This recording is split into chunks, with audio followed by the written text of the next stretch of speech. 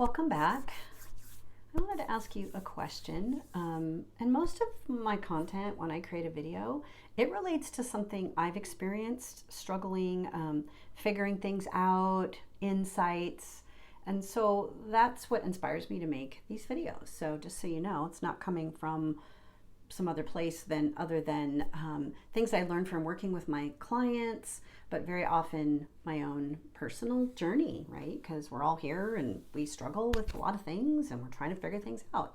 So I wanted to ask, so if you have a problem that you've been dealing with for a while, something we could call more chronic, and let's just make it something physical, how would your life be different if you could solve that problem?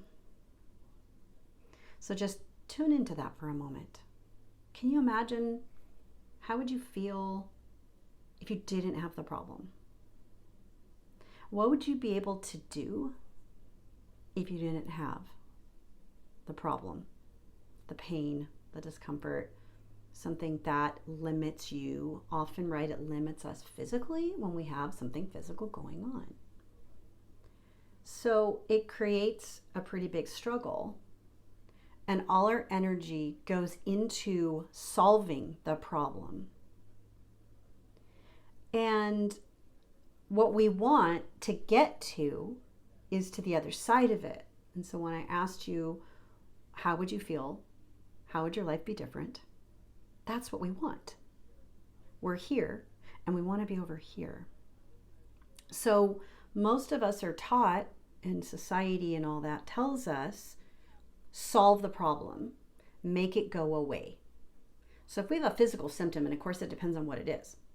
Sometimes it's like an emergency, right? And we go to the ER, we have to go to the doctor, things like that. And anything that becomes, anything acute that turns into chronic, typically we're going to go get it checked out. It's a pretty good first step very often.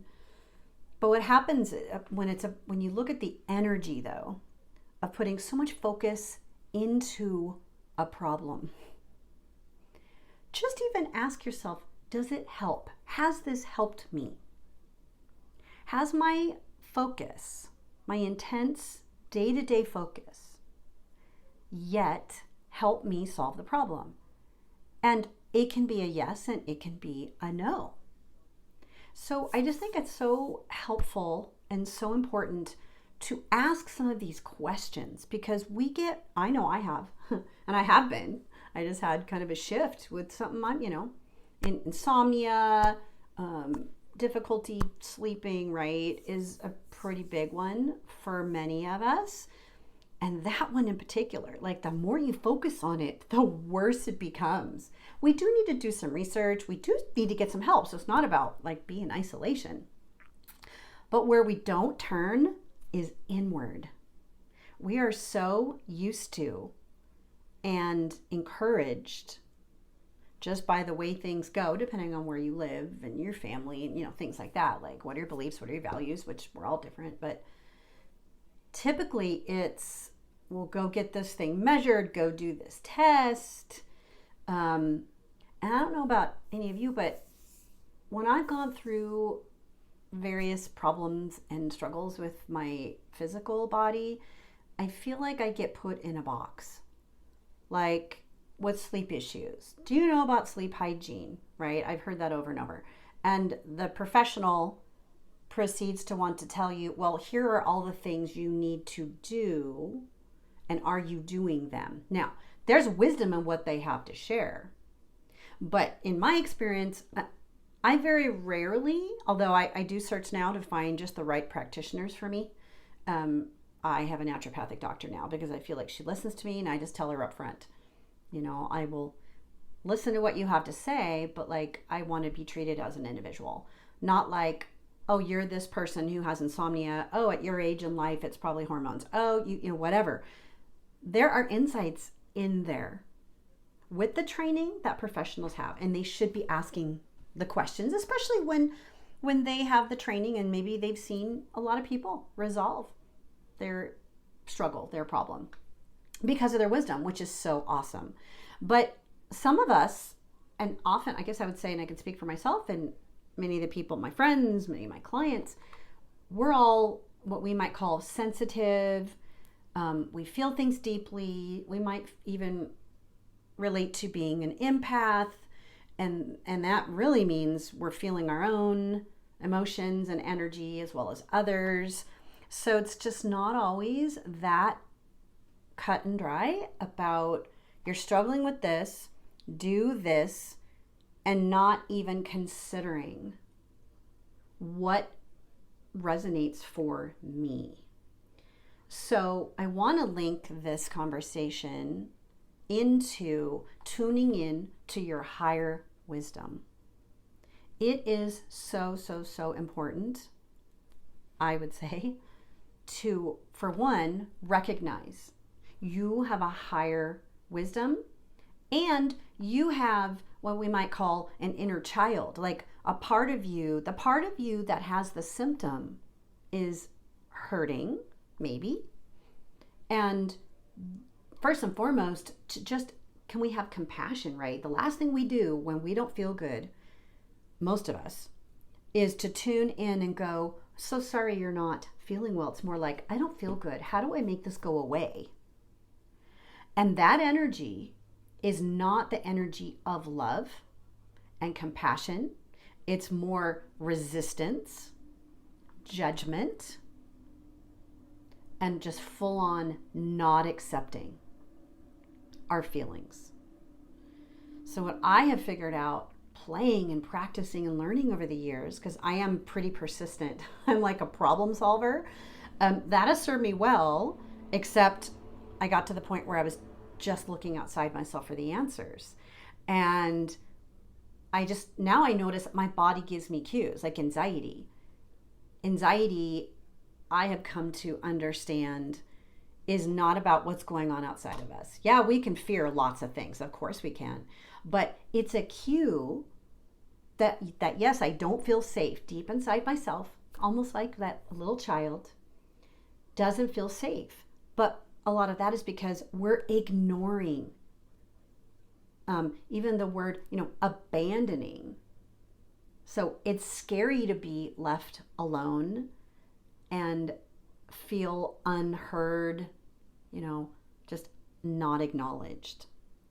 So just wanted to begin to introduce some of these beliefs and concepts that have helped me and may not be applicable for you.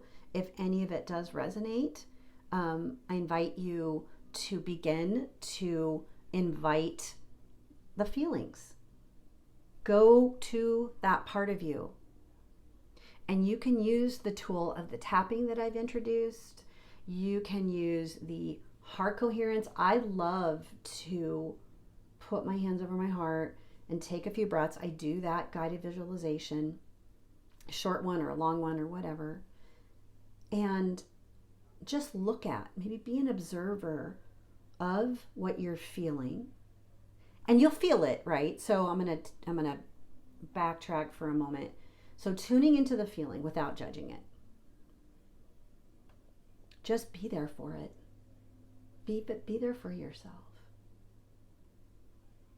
And then with practice, one of the next steps can be, being the observer and with loving intention, and then accessing a higher wisdom about, okay, well, what might be a good next step to care for my body?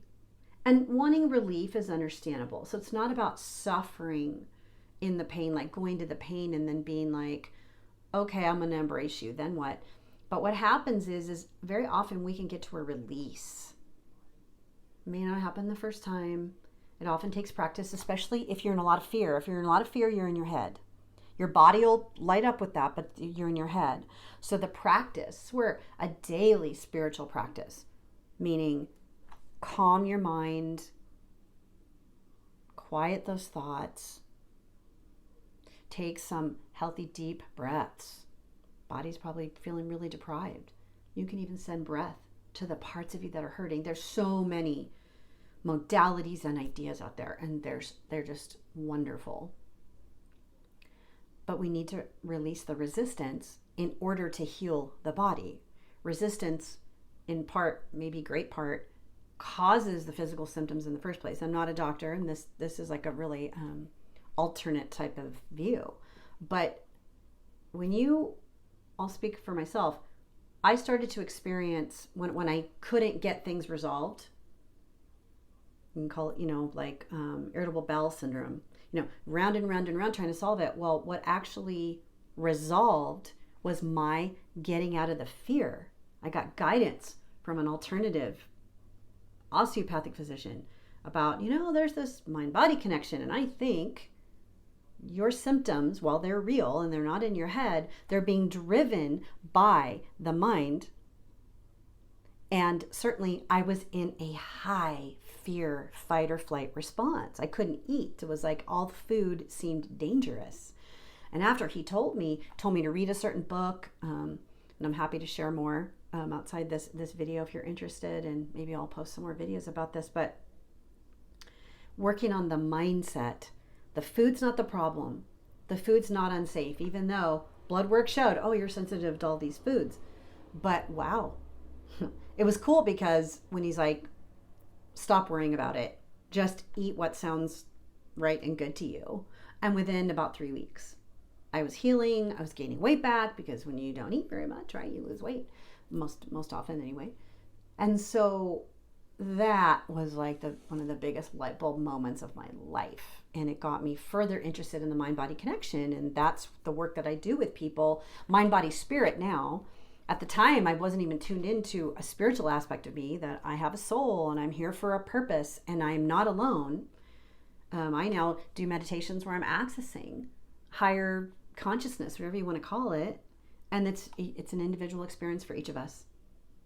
And whatever it is for you, when it feels good and it feels healthy, then it's perfect. So I'm not here to tell you how to do that or what that should be. Again, I want to share more of my story, because people are hurting, they're struggling. And when you have symptoms, wherever it is in your body, also allow it, right? Just feel those feelings. How do you feel about having it? Maybe you have anger towards the symptoms. I sure get that way. And so the tapping is really nice for that, to really tune in. And if you're struggling, a lot of times doing that on your own is scary, overwhelming, and if that's the case, I do encourage, reach out to a practitioner. You can reach out to me, there's so many people, so many therapists, depending on what you're needing, coaches. I love to do the energy work along with just being present with what we're feeling. Because just being present with what we're feeling, depending on where your focus is, isn't enough. Hasn't been enough for me. But again, we're all unique. See what works for you. Things, if anything I'm saying is interesting to you and you feel curious, that's the higher self, I will say. It's like, tell me more about that. Ooh. Or you may start even searching beyond what I'm sharing, There's lots and lots of wonderful resources out there. And I'd say, don't give up, but maybe look at approaching your problem from a different perspective. So please feel free to reach out with questions and share any comments. And I will see you in the next video. Hope you have a lovely day. Bye for now.